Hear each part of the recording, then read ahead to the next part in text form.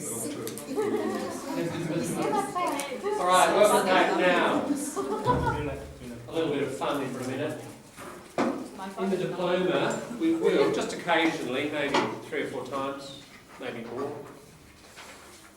be looking at a little bit of artistic use of English. Yeah? Because sure, we're focusing on academic and professional and practical things. I hope you're finding the course practical and helping your everyday and professional and study needs. But any language has its artistic side too, doesn't it? And it has its emotional aspects. And if you want this new language to be truly yours, you want to own it in your heart and soul. I mean, I think this is important in terms of cultural transition. Connecting with the language emotionally and realising that at this level now, I can get something emotionally out of this and maybe even tell me something about myself. That's a new level of connection with the language, you know. I think it's important psychologically that this language isn't just, I'm doing it because I have to get a job and, I need to negotiate practical stuff, and sure. But there's this whole other spiritual, at least spirit, in it. I think learning any language, I've explored Spanish, French, a bit of Chinese, Indonesian, and in all of those, either whether I was taught formally or I explore myself, at least some component of the literary, I think it just opens up another area, which is really important and central to the whole project. It's a necessary part. So I don't know how much you've done with that sort of thing in the past before. I'm going to throw you a very unusual poem. This is the first one we do. It's very unusual. I like doing this poem. I always do this. I'm doing it a day late. I should have done it yesterday. First day of spring. This is a poem about spring, and it's a very old poem. Yeah, in Australia it's the 1st of September. And this poem, you probably won't understand it. It's hard. Why am I throwing it at you? Because we've talked quite a lot about the history of English. And like anything, you want to understand Australian culture, study Australian history. You want to study English, at least have some awareness of the history of the language. And something I've said to you a few times now about English is very strongly demonstrated in this poem. And I won't say what that is, I'll see if you get the feeling from it. I kind of want you to experience it rather than just think it theoretically. I hope this kind of helps back my claim up with some kind of evidence. So, it's a poem about springtime. It's about April in England. And I'll just very briefly, what we have here is, we have what's called Middle English. And that is English as it was spoken in the 1300s. And it's not the modern English of today, so we're going to hear a little bit of Middle English. And this fellow Chaucer, you can see a picture in there, Geoffrey Chaucer, he was a poet to the court of the king, Richard II. And 1387, troubled times. 1381, 6 years before, there'd been a massive revolution in England, the Peasants' Revolt. And Richard, as a 15-year-old boy, had crushed the peasant revolution, killed thousands of people. But it was a very tricky time. Here's the king, he has this poet, Chaucer, and the French invasion of England's in 1066, and the French kings control England. And most of what they speak is French. So you've got the upper class talking French, and you've got the peasants out there in the fields digging the potatoes, talking this Germanic English, this Middle English. Now, Chaucer, around about this time, the two languages start to mix, and Chaucer's the first poet in the English court who's writing in English and not French. So that's one of the reasons he's important, that English is starting to become respectable. So almost 300 years later, it takes a long time for the language of the oppressed class to slowly kind of leak upwards into the court, and Chaucer's writing and speaking in this, and he becomes very respected as a poet. So he's one of the first people to kind of claim English as an artistic language. Anyway, this poem is about spring and about the rains that come and the flowers that come out and the warm spring wind that brings the shoots and the buds. Look, I can see how there's a modern translation on the right. Even that translation is a little difficult, so I'm making it simpler again. The warm wind comes along and the little shoots and buds, remember we talked about them? Somebody was asking about how do you describe those little leaves that are coming out on the tree, the shoots, the buds, and the young sun. It's young because it's about to start a new whole cycle of spring and summer. And it's in the zodiac sign of Aries, it's in the ram at that time of year. And little birds get more active and they sing.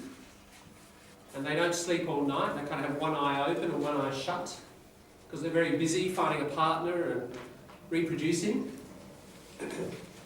Nature pricks them, stirs them up, gets them sexually active. There's reproduction going on in the springtime. Now, that stirring of nature, humans are part of nature, so people start to stir as well. And we see people start to move around the country. You know, the snows have gone, they start to travel, and they go on pilgrimages. In this time, the main reason for travel was kind of like the tourist industry in the Middle Ages, was to go to an important sacred place. And the most sacred place in England was Canterbury. And Canterbury is right down in the south, and it's about 10 days ride or so from England, from London, and it's where an archbishop, Thomas à Becket, he was murdered by the king some centuries before. He was saying things that politically the king didn't like, he had him murdered. The people loved this guy, and he became a saint, and his body was buried there. So that became like the place everybody wanted to visit. So, people go on pilgrimage. You know this word pilgrim? Like a holy travel. People go today to Lourdes in Spain or Mecca or wherever. And they go out seeking strange lands and they travel. And especially from every shire's end, so every province of England, they go to Canterbury to see the holy blessed martyr, that's Thomas à Becket, who helped them when they were sick. So just a bit like the rabbit's foot, people believe in some cases, okay, I go to the holy place, I drink the holy water or see the body of the martyr or whatever, I'll get better. So people were travelling to see that. Okay, let's do that first verse. So I'm going to read the left-hand side. So when we studied English, we had to learn Middle English, and I can't pronounce it as well as my lecturer in Middle English, but I'll give it a go.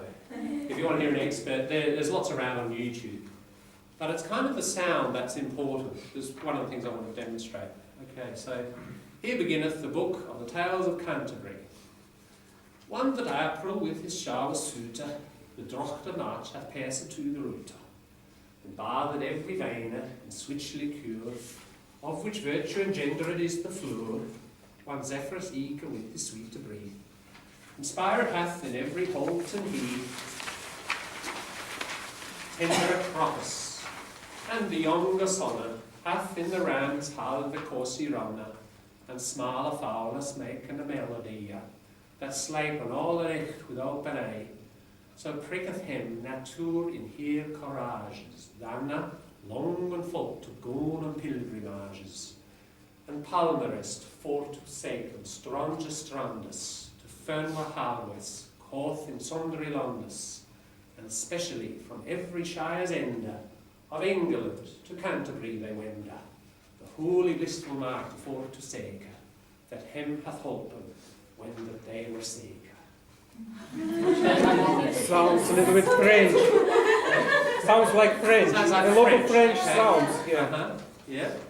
Is this English? No. How does it sound? I mean, it's my bad accent. Probably if I went back to 1300, they'd say, what was that?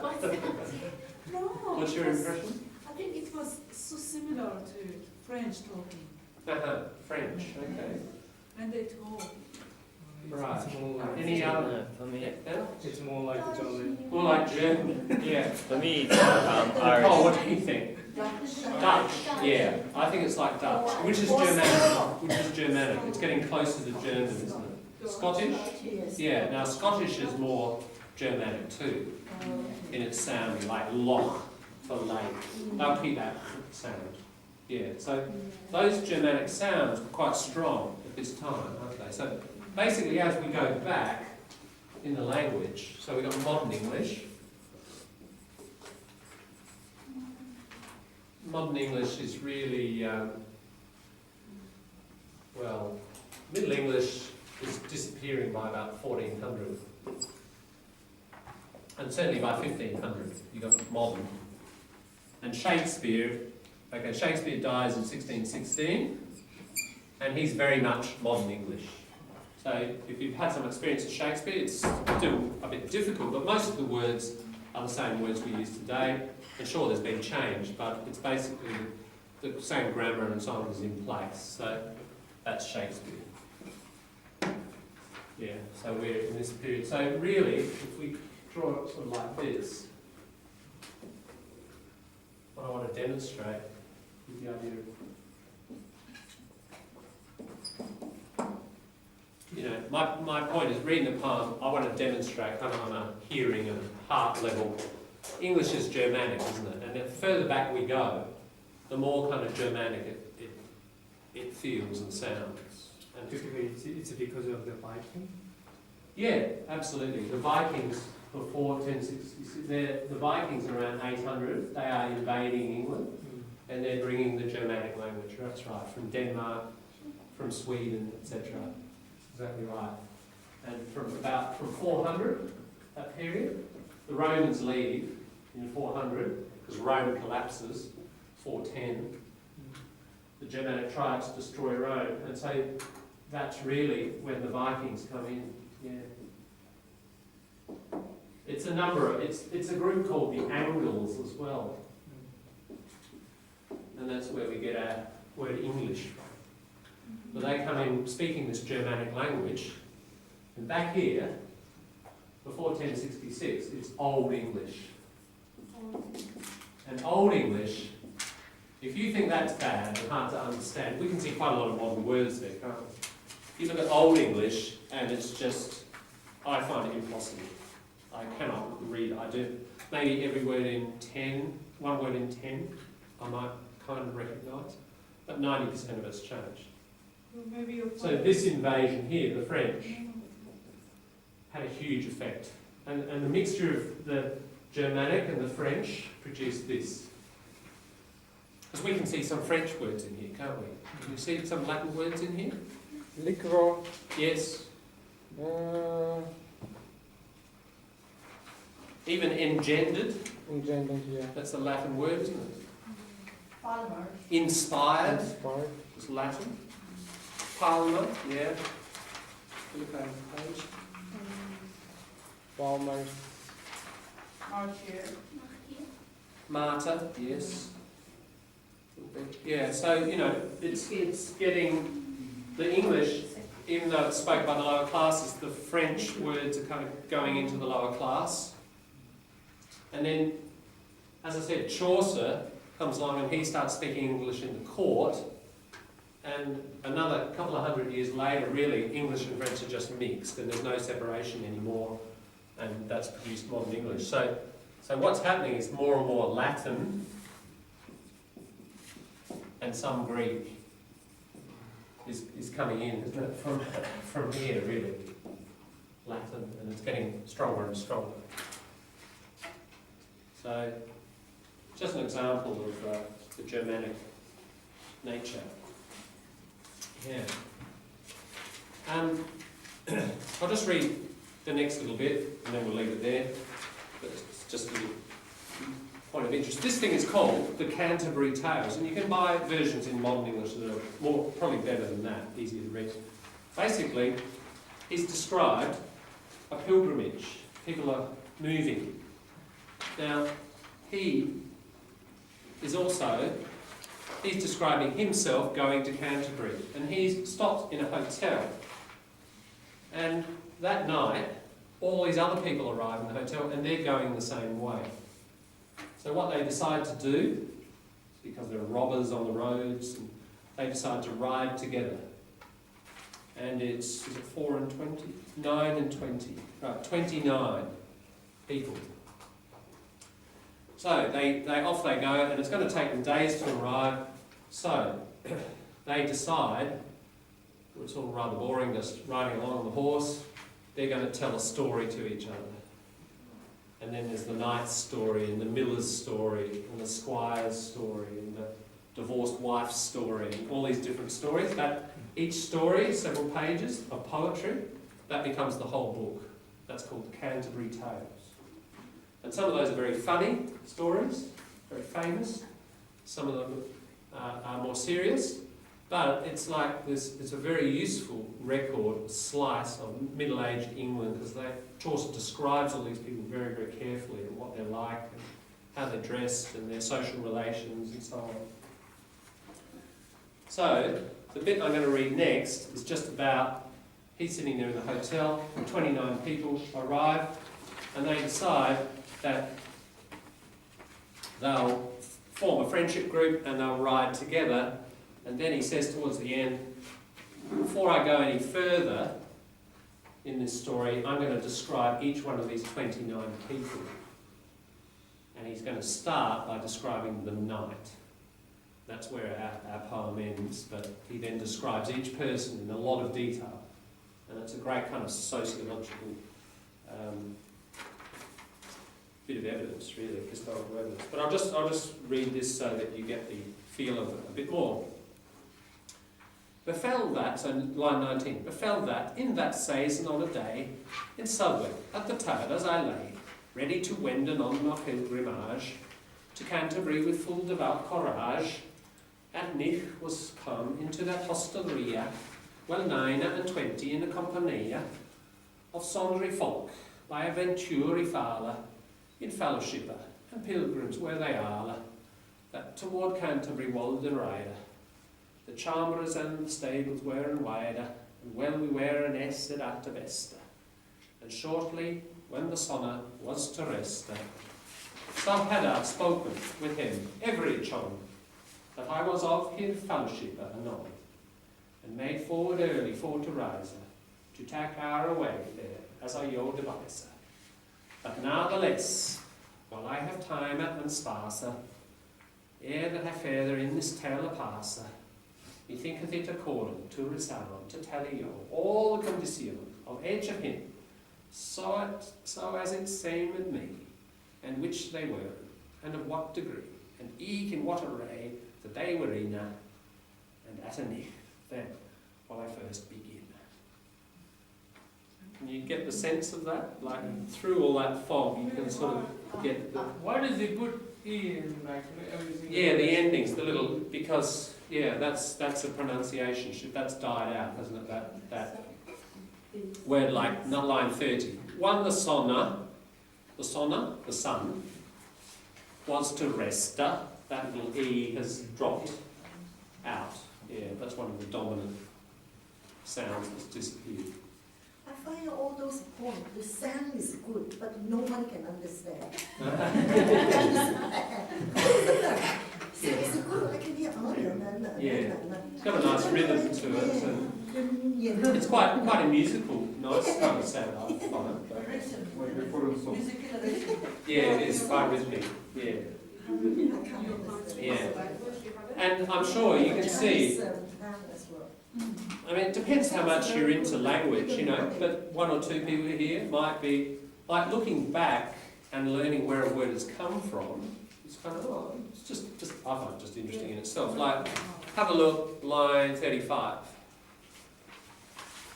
But natheless, what does that mean? Nonetheless, yeah. I mean, it is translated for us, but that's kind of interesting, isn't it? That nonetheless had this really kind of much old. Yeah, it's like none. Yeah, but nonetheless here. Yeah. So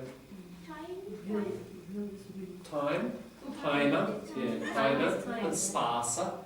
Or space, sparser. To say the at the end, sparser. Yeah. So anyway, that's just a little portrait. I hope it gives you, you know, just a sense of where we are in the whole process. Further means further? Further? Yeah, that's right. Ere means before. Before that, I further in this tale pace. Now, pace is step. Ere means, that ER means before. We don't use it anymore, but up until the 19th century they said ere with an E on the end. Ere I go, before means before. But even if we take that line and we look at the grammar, let's have a look at the word order. Look, imagine I've translated using modern words. Before that I further in this tale proceed. That word order is a bit funny, isn't it? Before that I further in this tale, this story, go. Where is the verb? Where is the verb in that clause?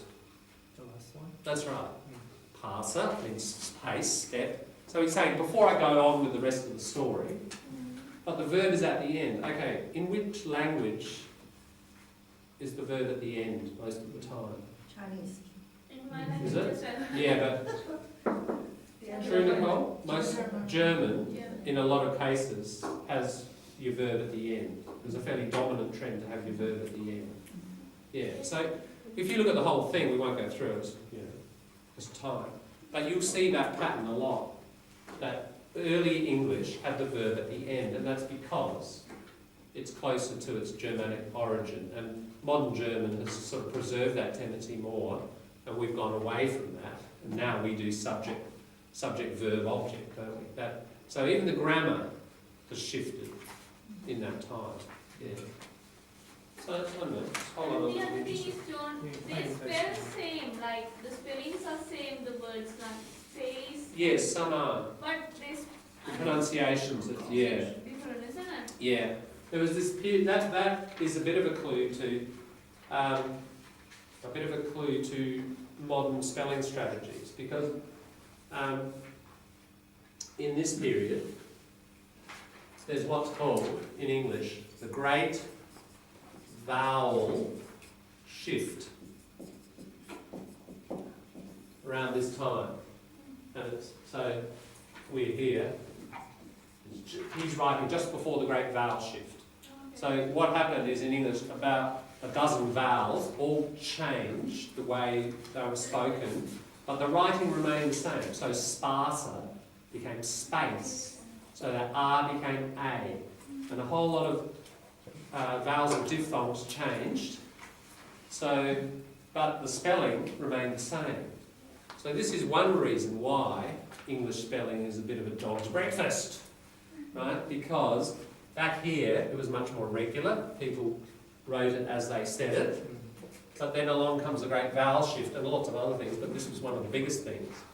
And it kind of twists everything, and now the writing doesn't match the pronunciation. But people keep copying the writing.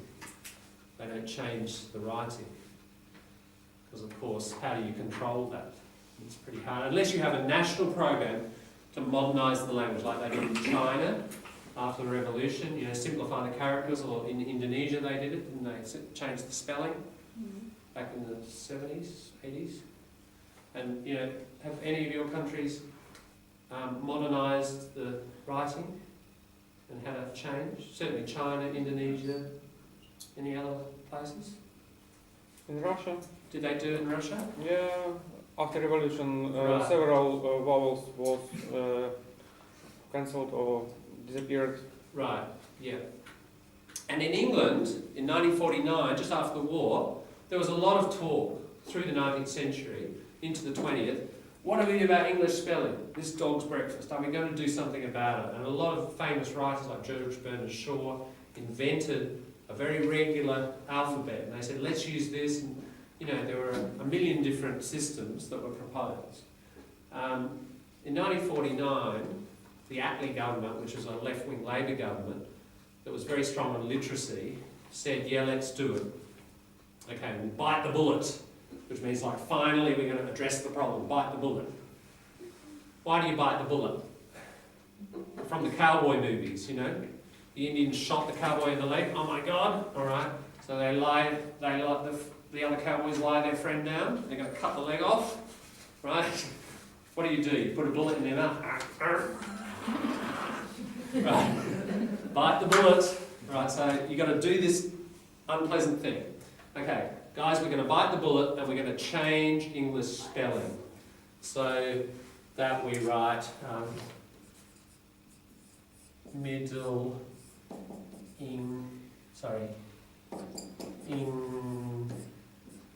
English.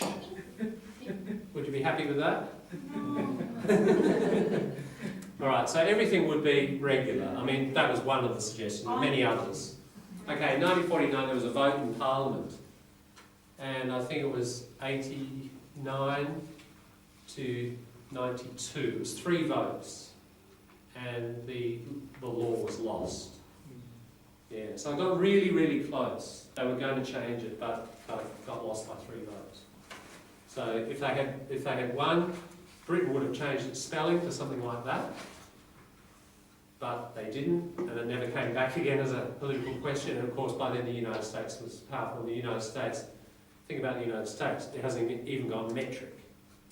It hasn't even changed to a metric system, so it's not going to change its spelling very much. Although, American spelling is simpler, as I've mentioned, because of Webster and his dictionary in the early 19th century, and he was a moderniser. And he wasn't as radical as that, but some words he changed, didn't he? Like, he changed things like from the French like that to, you know, the simpler. So he went through maybe 5% or less of words he kind of cleared up. And then that book became the National Dictionary, and everyone in America wrote more simply. But yeah, America probably won't do anything. So guys, you stuck with the spelling.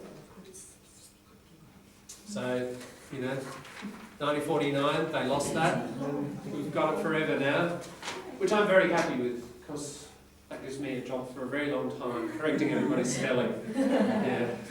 John, when we say in spoken, when we talk with someone else, can we say that we have to bite the bullet? Can we say? Yeah, absolutely. Yeah, that's an It's like idiom. Spoken. cherry-picking. Yeah. Do you think you'd write that? No. Okay, would you write in a company report? You know? No. Okay, it's time for our management to bite the bullet and sack 100 employees. Probably not. No.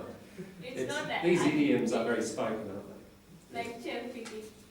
That term, Yeah, kind of. the word you probably wouldn't use. You'd write selective bias of data or something. Yeah. Okay. Anyway, that was that. I hope it was kind of interest to you, and we'll do another time another day. As long as it's not so show on our assessment or tests or something. Oh, there'll be a test on this. Yeah, I'll give you the original, and you have to translate. Yeah, no worries. That's a really good idea, Leo. Let's do it. And you have to put the music on. Why did you open your mouth and say, why did you say that? John, Put the music on and then we just can I have ask you a music question singing for, like that. do you think in every language there is poets? Which we go on amongst our... Well, in the ask the class? group. I mean, Yeah, that way. Yeah. Is there any human society where there hasn't been poetry? I doubt it. Some cultures are kind of stronger in it than others, aren't they? Where poetry is still part, like in the modern world, a lot of it's sort of disappearing, getting lost, like lots of culture. But some societies have preserved it more. I mean, the Persian culture is very strong poetically, isn't it? People, from what I've heard, just in their speech, they drop in little lines from classical poets. Makes lots of sense. Yeah, sounds really nice. I mean, you can do that in English, but not as many people do it. It's only like